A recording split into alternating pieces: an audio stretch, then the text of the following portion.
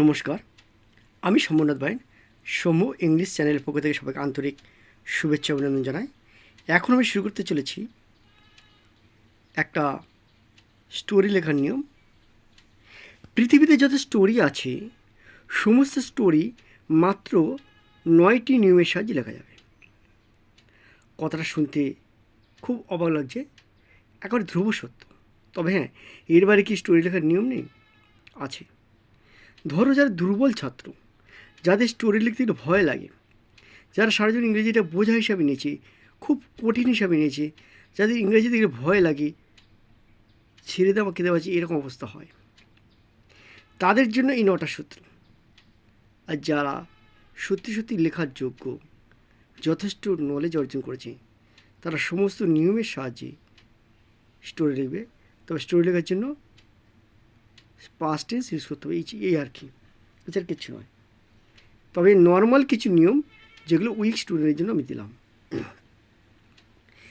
যেমন ওয়াজ ওয়ারের ব্যবহার দুবার লিখেছি, কারণ এটা দুরকম ব্যবহার হয়। আমি এই সূত্রগুলো এখানে আলোচনা করছি না, তাহলে ভিডিওটা লং হয়ে যাবে।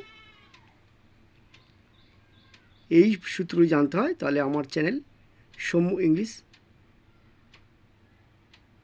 সার্ভিস টিচিং, এই চ্যানেলে গিয়ে সূত্র দেখে নিতে হবে। হ্যাডের ব্যবহার, দেয়ারের ব্যবহার, ইটের ব্যবহার না করার নিয়ম। Past inheritance, past continuous tense আর পাস্ট ইনহেরিটেন্সের প্যাসিভ।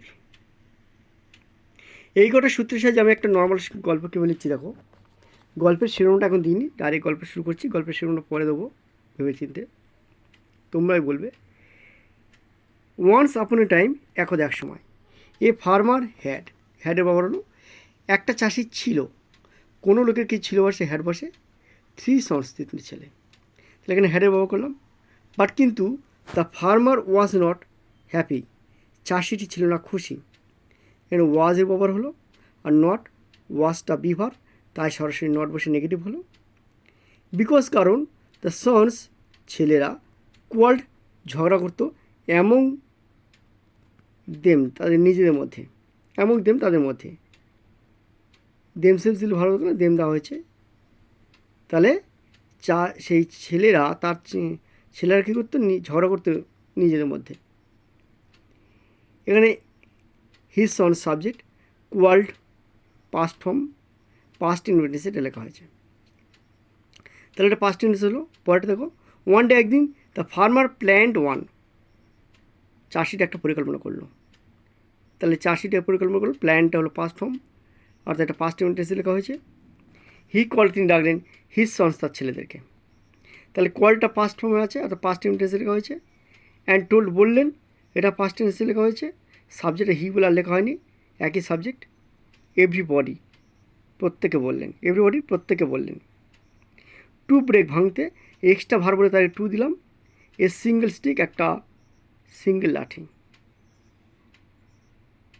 তাহলে কী বলে, হি কল, তিনি ডাকলেন, হিজ সন্স, তার ছেলেদেরকে। তাহলে এটা পাস্ট টেন্সে লেখা হয়েছে, subject he, called verb, his sons, তার ছেলেরা, এটা অবজেক্ট। অ্যান্ড টোল্ড, বললেন, অ্যান্ড দিয়ে আর একটা লিঙ্কার যোগ করেছি, করে টোল্ড দিয়েছি, এটা পাস্ট ফর্ম, এটা পাস্ট টেন্স আছে, সাবজেক্ট একই আছে বলে হি আর লিখলাম না। টোল্ড, বললেন, এভরিডে, প্রত্যেককে। টু ব্রেক, ভাঙতে, ব্রেকের আগে টু দিলাম, অর্থাৎ এক্সট্রা ভার্বের আগে টু দিলাম। এ সিঙ্গেল স্টিক, একটা সিঙ্গেল লাঠি। এভরিবডি, প্রত্যেকে।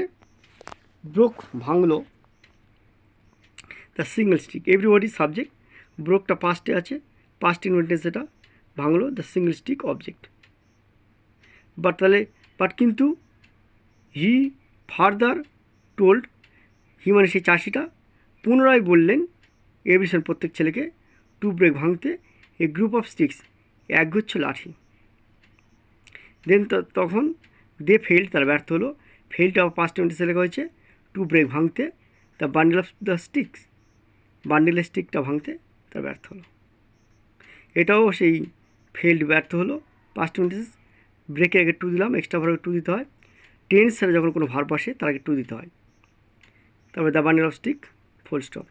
এর উপর থেকে ফেইল্ড, ব্যর্থ হলো।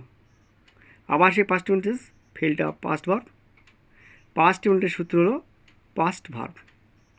বিকজ কারণ দ্য ফার্মার চাষিটা টোল্ড বলল, told past tense, past form আছে অর্থাৎ পাস্ট ইনভার্টেন্স, হিজ সন্স তার ছেলেদেরকে, দ্যাট যে unity is the best policy, unity হয় সবচেয়ে সেরা শক্তি। এখানে ইজ দিলাম কারণ এটার চিরসূত্র বাক্য বলে এটা পাস্ট টেন্স করতে পারলাম না, কিছু ব্যতিক্রম থাকতেই পারে।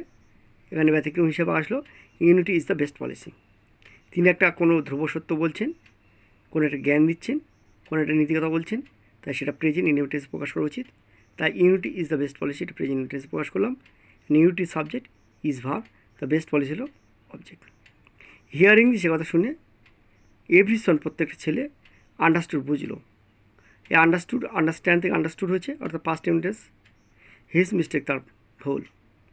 দে ডিড নট কোয়াল, এটা সেই না করার নিয়মে, কোয়ালটা যেহেতু বি ভাব নয়, হ্যাভ ভাব নয়, মডাল ভাব নয়, অন্য ভাব, তাই এটা পাস্টে আছে বলে ডিড নট করলাম। Did not present form. They did not quarrel, তার ঝগড়া করলো না। তাহলে মোটামুটি গল্পটা শেষ করলাম আমি। গল্প লেখার নিয়ম আমি চূড়ান্তভাবে এই নিয়মটা বলছি না, যারা লিখতে জানো, যারা লিখতে পারো, যাদের সূত্র অনেক আয়ত্ত আছে, তার সমস্ত সূত্রের সাহায্যে লিখতে পারো, তো গল্প সর্বদা পাস্ট টেন্সে লেখা উচিত। কিন্তু যারা লিখতে জানো না, যারা লিখতে গেলে কলম ভেঙে যায়, যাদের লিখতে গেলে খুব কষ্ট হয়, যাদের লিখতে গেলে যন্ত্রণা আসে মনে, তারা এই সূত্রগুলোর সাহায্যে অনায়াসে এই আমাদের যে কোনো গল্প, পৃথিবীর যত স্টোরি আছে, এই 9টা নিয়মের সাহায্যে নর্মালভাবে আমি একটা মানে আমার গল্প লিখতে পারবো। এই গল্পটা ছিল এ ফার্মার, একটা চাষি,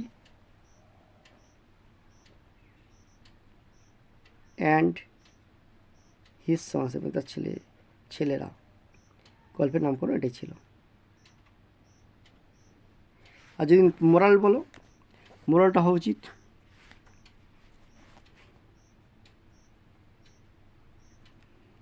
honesty, sorry, unity is the best policy.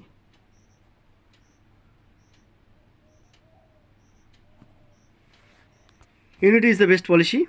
যা হোক, আমি গল্প দীর্ঘায়িত করলাম না, এখানে শর্ট ফর্মে গল্পটা সারলাম। টোটাল গল্পে উইদিন 100 ওয়ার্ডসের মধ্যে লিখতে বলে আমি মোরাল এবং শিরোনাম ছাড়াই গল্পটা 104 ওয়ার্ডে লিখেছিলাম। এগুলো ধরলে তো আরও বেশি যাচ্ছে। যাই হোক, গল্পটা এখানে সমাপ্ত করলাম। যদি ভিডিওটা একটু হেল্পফুল হয়ে থাকে, লাইক, কমেন্ট, শেয়ার, সাবস্ক্রাইব করতে ভুলবে না। নমস্কার, সবাই ভালো থাকবেন।